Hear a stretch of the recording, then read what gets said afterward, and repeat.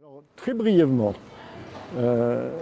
nous sommes dans une rue qui a été la rue impériale, créée en 1870 pour relier les deux ports, le Vieux-Port et la Joliette, dans le but d'attirer la bourgeoisie d'affaires avec la création de ce port de la Joliette, de ce port d'affaires. Je ne peux pas être long, je ne peux pas raconter cette histoire, elle est passionnante et vous la trouverez dans cet ouvrage qui s'appelle Marseille entre ville et port, les destins de la rue de la République. Cette histoire est intéressante parce qu'elle a été un échec par rapport au projet initial d'attirer la bourgeoisie. Elle n'est pas venue. Et on peut se demander si aujourd'hui, ça n'est pas la même chose. L'ambition de la ville de Marseille, lorsqu'a commencé l'opération de rénovation en 2004, ou par l'opération de 2002, l'OPAH République, c'était de changer la population, de faire venir des classes aisées. Rappelons le contexte. Au terme de ces années et de ces dizaines d'années d'échec de la rue impériale, la population a changé. Les immeubles ont été très mal entretenus parce que la société immobilière de Marseille a géré ça d'une façon purement rentière. On touchait les loyers, mais on n'entretenait pas les immeubles. Et donc, en 2004, lorsque moi je suis arrivé sur cette rue avec Centre-Ville pour tous, j'ai constaté l'état de dégradation considérable de la plupart des immeubles, depuis la Joliette jusqu'au Vieux-Port. Donc, qu'est-ce qui se passe en 2002 ? Les pouvoirs publics intègrent dans l'opération Euro-Méditerranée la rénovation de la rue de la République, avec des financements publics importants. Rénovation de la rue, refaçonner la rue, créer le tram, un grand bassin de rétention, refaire les façades en aidant les propriétaires. Voilà, l'aide publique est énorme. Et là, deux grandes sociétés financières se présentent et rachètent à L2 2700 logements et 12 000 mètres carrés de surface commerciale à L2. Il s'agit de deux sociétés que je vais nommer parce qu'elles ont deux logiques différentes. L'une, c'est la Lone Star, fonds de pension américain, qui vient acheter là pensant qu'il y avait des bonnes affaires à faire et qui crée son agence Marseille République. L'autre, ANF Euraseo, a une toute autre logique. Elle vient pour rénover les immeubles et les louer, les gérer. La première, c'est celle dont je vais parler dans un premier temps. Elle utilise des méthodes expéditives. Il faut réaliser l'opération financière dans un délai rapide. Et donc, elle utilise des méthodes violentes. Je mesure mes mots. Des méthodes violentes que nous avons pu constater pendant 4 ans, de 2004 à 2008 en particulier, jusqu'à la crise financière, je vais dire, de 2007-2008. Méthodes violentes, soi-disant avec des médiateurs qui avaient le rôle de faire le lien entre les habitants et la société. Et là, ces médiateurs n'étaient pas que des médiateurs, c'était des hommes de pression qui faisaient pression sur la population qui était âgée, peu lettrée, peu informée, pas du tout accompagnée par la ville. Et donc ces pressions s'exerçaient sous des formes que je dis violentes. Des pressions en disant « Monsieur ou Madame, vous ne pouvez plus vivre dans cet immeuble, vous n'êtes plus que 2 ménages et nous allons détruire l'escalier, vous ne pouvez plus vivre là, vous êtes obligés de partir, n'est-ce pas ?» Et les gens avaient peur, et certains ont signé et sont partis. Ou je n'en sais rien, nous n'en savons rien. Nous ne sommes pas dans un dispositif public avec des moyens statistiques donnés pour suivre chacune des 550 familles qui étaient visées par ce premier opérateur. Et d'autres mesures violentes, et je tiens à les souligner, des inondations provoquées dans des immeubles où il restait 2 ou 3 locataires de façon à les dégoûter, et des inondations provoquées le vendredi soir de façon à ce que samedi, dimanche, on n'ait aucun recours possible. Nous avons été alertés par la population, on est venu nous chercher face à ces violences. Centre-Ville pour tous a été à ce moment-là appelé par les habitants qui ont reçu, 220 d'entre eux ont reçu une lettre disant « Vous ne pouvez plus, nous rompons votre bail, pour une raison légitime et sérieuse de réhabilitation de l'immeuble où se situe votre logement. Et donc devant cette situation brutale, la population a appris à ce moment-là qu'ils avaient changé de propriétaire, ils ne savaient même pas. Certains des habitants ont commencé à se réunir et ont fait appel à Sandville pour tous, qui était connu pour son action sur Belzunce. La deuxième, ANF Euraseo, c'était pour les immeubles qu'ils avaient achetés, la perspective de les rénover, les réhabiliter pour les louer. Et en fait, le problème qui s'est posé pour les habitants, c'était un peu plus tard, à l'issue des baux de chacun d'eux. Lorsque, à 6 mois de l'échéance de leur bail, ils recevaient une lettre qui disait « Nous sommes prêts, bien entendu, à vous relouer le logement, rénover, que vous habitiez, mais aux conditions suivantes. » Et dans les conditions suivantes, le prix du loyer était multiplié par 70%, 0,70, 2 fois, jusqu'à 3 fois le prix du loyer initial. Donc, pour ces habitants, ça n'était pas possible. Donc, 2 logiques d'aide, d'appui de notre part. Et là, sur la deuxième opération, avec ANF Euraseo, il s'agissait de convaincre les habitants de faire des dossiers pour les présenter à la commission départementale de conciliation, qui est une instance que la loi de 2006 avait instituée dans tous les départements, instance paritaire qui examinait, lorsque le locataire refusait les conditions de rénovation, examinait le dossier. Et c'est le propriétaire qui était tenu de s'adresser à cette instance. Eh bien, il y a eu des bons résultats dans ce domaine pour ceux qui voulaient bien présenter le dossier. Ils n'étaient pas si nombreux que ça, parce que les instances, les gens ont peur. Aller en justice, les gens ont peur.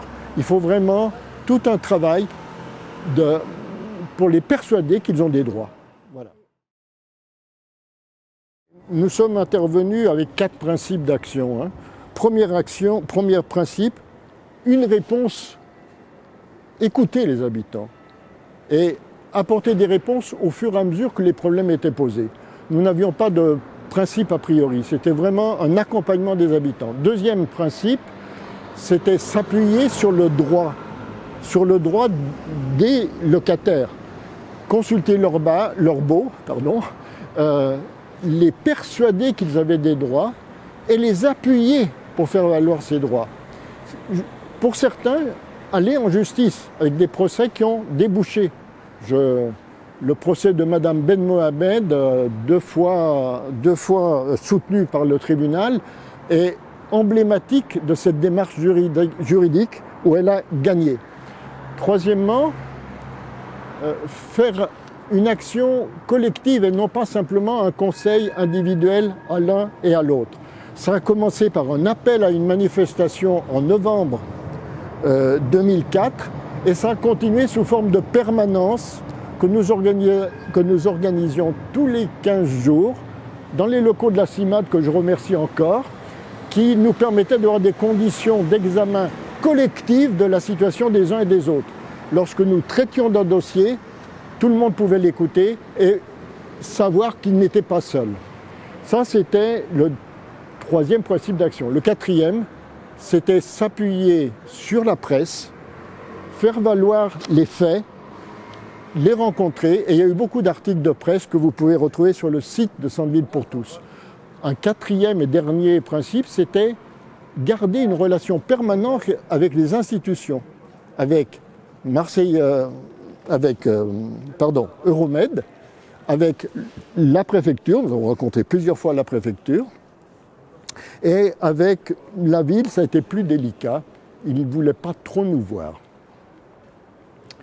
Donc Sandville pour tous a eu comme premier objectif de les regrouper et de leur proposer une manifestation vis-à-vis des pouvoirs publics, manifestation qui a eu lieu en novembre 2004, où 500 des habitants de cette rue ont défilé jusqu'à la mairie, accompagnés de quelques élus, quelques notables du coin, et de Centre-Ville pour tous, au nom de rénovation oui, exclusion non.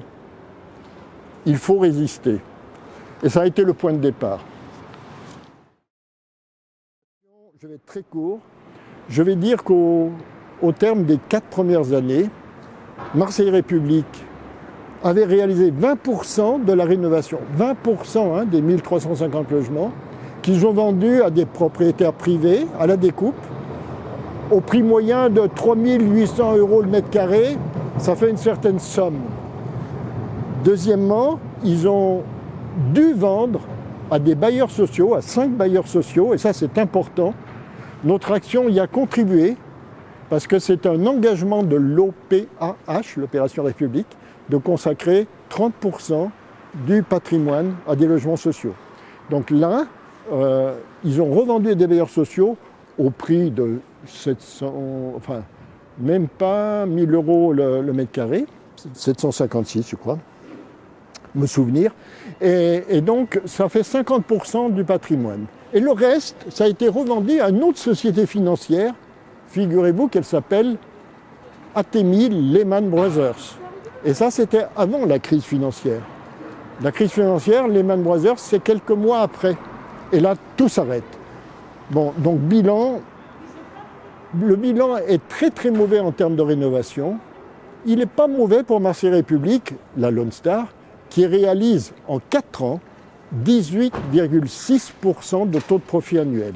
C'est quand même bien au-dessus du taux moyen de profit dans le domaine immobilier. Après, je vais parler de la population elle-même. Nous n'avons pas un comptage au jour le jour. Quand on est dans l'action, on n'a pas une administration derrière nous qui tient les registres, les noms, les stats, etc. Donc, je vous parlerai simplement d'un retour que nous avons fait 11 ans après. Centre-ville pour tous a fait donc une enquête importante sur les immeubles et les commerces de toute la rue. Eh bien, je peux vous dire que vous trouvez d'abord les résultats dans cette brochure que vous trouvez aussi sur le site de Centre-ville pour tous. Ça s'appelle numéro spécial rue de la République, 11 ans après, est toujours inachevé. Alors le taux d'occupation des logements à la fin de l'opération, 11 ans après, il était inférieur à celui de l'occupation au début de l'opération.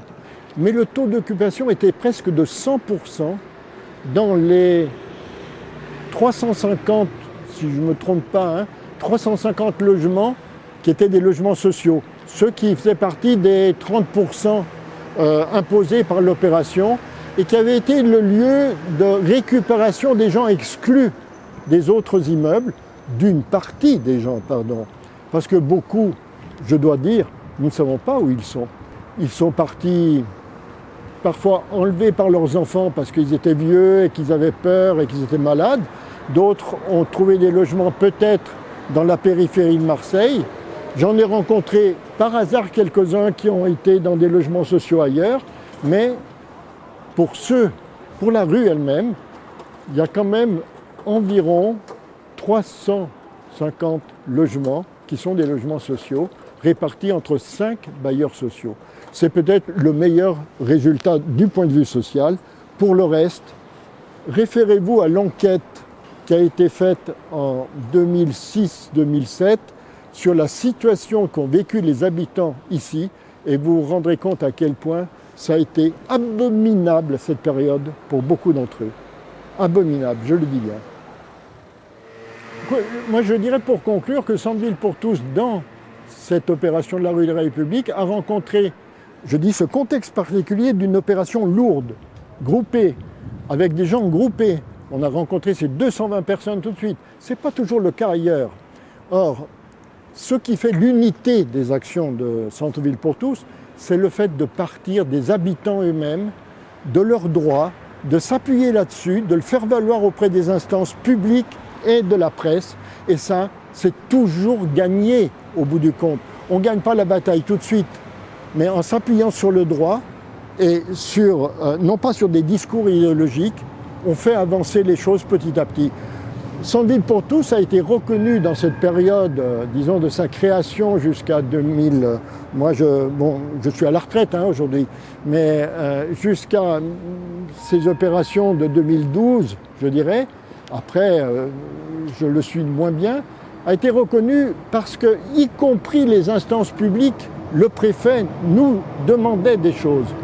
Et on a été reconnu comme une association d'utilité publique parce qu'on allait concrètement sur le terrain rencontrer les gens et faire valoir leurs droits. On se situait par rapport à ça.